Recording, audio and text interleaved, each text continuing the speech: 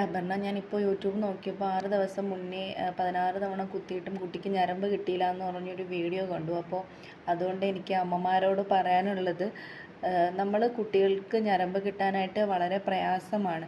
നമുക്ക് പെട്ടെന്ന് നമ്മുടെ കുട്ടിയെ എടുത്തുകൊണ്ട് പോയി ഞരമ്പിന് കുറേ തവണ ആ ഞരമ്പ് വെയിൻ കിട്ടാനായിട്ട് കുത്തുമ്പോൾ നമുക്ക് സത്യത്തിൽ ഭയങ്കരമായിട്ട് വിഷമം തോന്നും. അതൊക്കെ നമ്മൾ മാറ്റി വെച്ചിട്ട് നമ്മുടെ മക്കൾക്ക് ആ ഒരു ഇഞ്ചക്ഷൻ കൊടുത്താൽ, അല്ലെങ്കിൽ ആ ട്രിപ്പ് ഇട്ടാലേ അവർക്ക് അസുഖങ്ങളൊക്കെ മാറൂ എന്നുള്ള ആ ഒരു ഈ ഒരു തിങ്ക് നമ്മുടെ മനസ്സിൽ എപ്പോഴും കാണണം. എങ്കിൽ മാത്രമേ നമ്മൾക്ക് അതിൻ്റെ കൂടെ നിന്ന് അവരെ കെയർ ചെയ്തെടുക്കാൻ പറ്റൂ. ചില സമയത്തൊക്കെ 20, 25 തവണയും 30 തവണയൊക്കെ കുത്തേണ്ട സാഹചര്യങ്ങൾ ജീവിതത്തിൽ ഉണ്ടായിട്ടുണ്ട്. അപ്പോൾ നമ്മൾ അവരെയൊക്കെ ഓർക്കുക. അല്ലാതെ നഴ്സുമാരോടും ഡോക്ടേഴ്സിനോടും ഒന്നും ചാടി കടിച്ചിട്ടോ അല്ലെങ്കിൽ ദേഷ്യം വന്നിട്ടോ ഒന്നും ഒരു കാര്യമില്ല.